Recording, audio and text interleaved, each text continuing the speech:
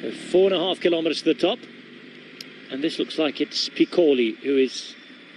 Well, Piccoli, pardon me, is closing the gap. Man from Canada, left-hand side.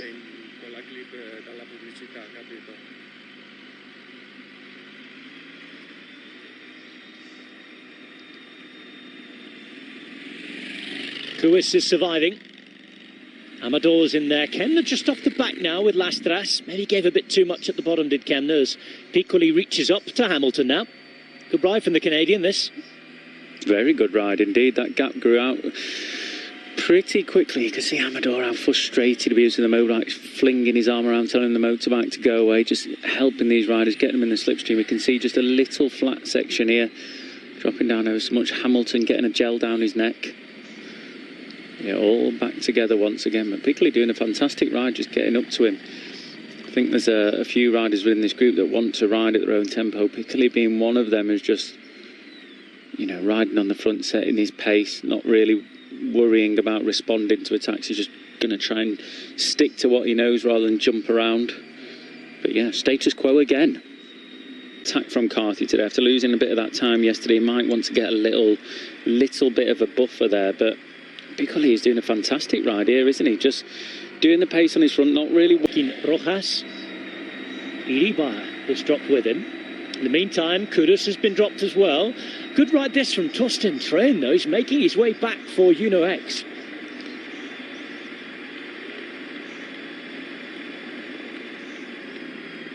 Front there within, what, 8, no, even more, 9 riders in that little front group. So numbers to play against Bilbao, but with numbers as well, Bilbao able to respond to that with the likes of Landa being able to help him.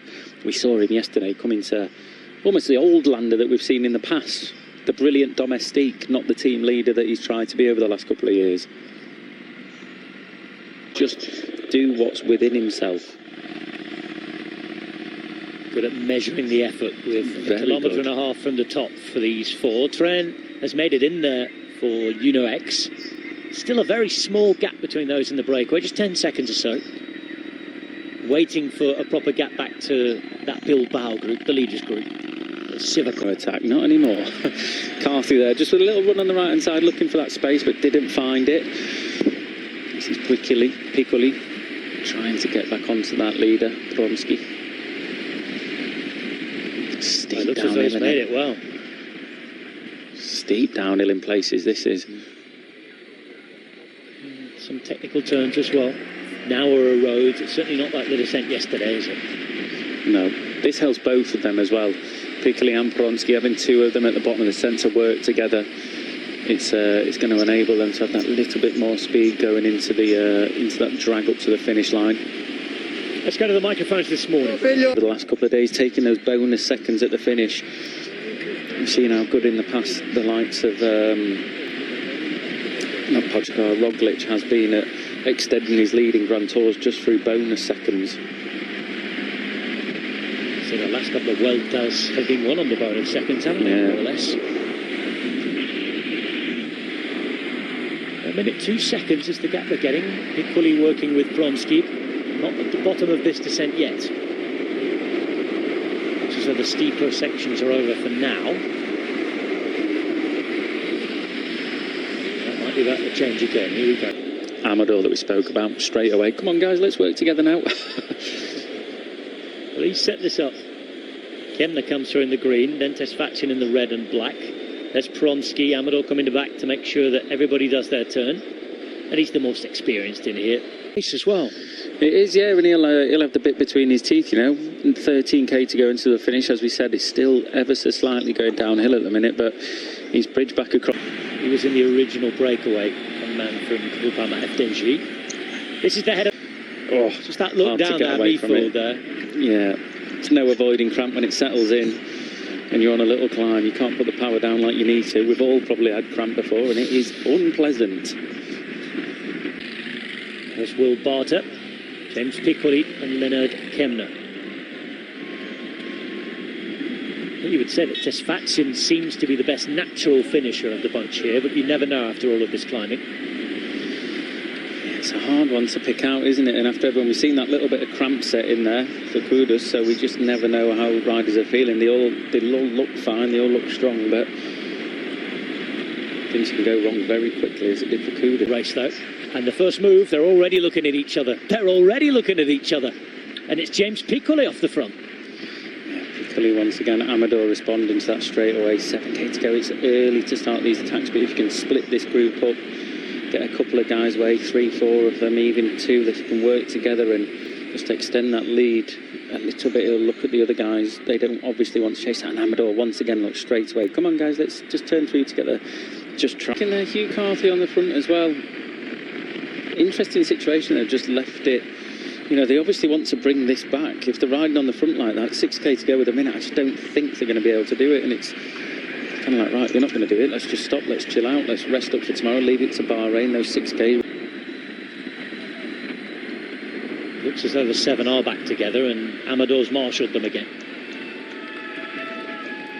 Piccoli at the back on the right here, who made his attack. Tesfatsion with his hand up. He's the natural finisher and the young, talented rider. Is he allowed a drink here? 5k's to go, shouldn't be. Surely. Already a race winner though this year. Run the Tour of Rwanda stage and overall for the second time in his young career so far. Over a century ago was part of Austria. And they're having a go again. This time it's Kemna. Being followed by Barta. Tesfatsion has to follow. He can counter-attack straight away. You know, there's one man who's going to counter-attack. Brilliant move. As we just said, sticking to his tempo, not responding to attacks, but Amador following it straight away as well. And there's that little gap opening up. Not the big response. Kemna having to respond to it again, but great move by Amador. Straight onto the wheel. And if there's one man that you want to go to the line with, it will be Piccoli, because he is so strong. He's just good at staying at that high sort of power, that high tempo, no big accelerations, and he knows it's good for him as well if he can get away like this, that he doesn't have to jump around and respond to it. Remains on the front as he looks around. Now then, here we go. They start to play around here. Another attack comes. Maybe a little close to suggest. It's Pronsky who's had a couple of goes. And Tesfatsion looks like he's prepared to lose in all. Tell really, wait for tomorrow's stage. Face it, or just went for the front there. We've got another attack from Piccoli now. Piccoli again on the attack. Brilliant. He's such an aggressive rider, isn't he, James Piccoli, the Canadian?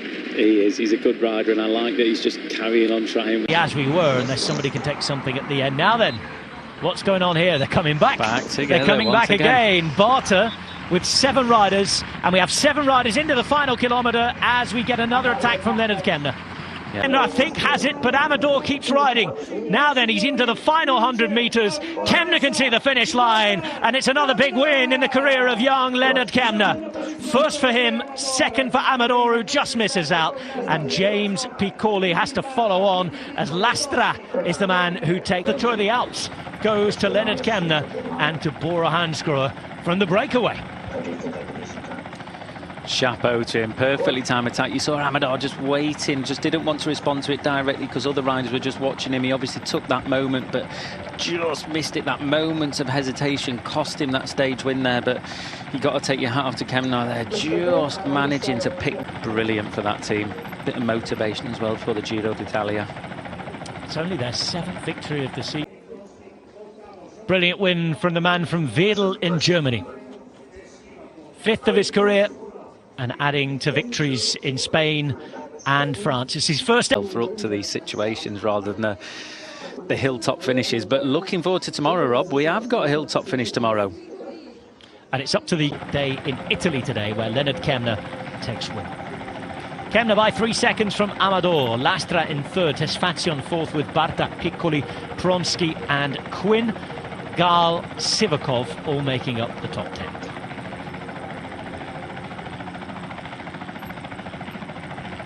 .57 seconds from the winner to the breakaway as well, and he wondered whether they'd ride, whether they'd put themselves in trouble. In the end, it was pretty easy stuff for the break, wasn't it, in terms of the group?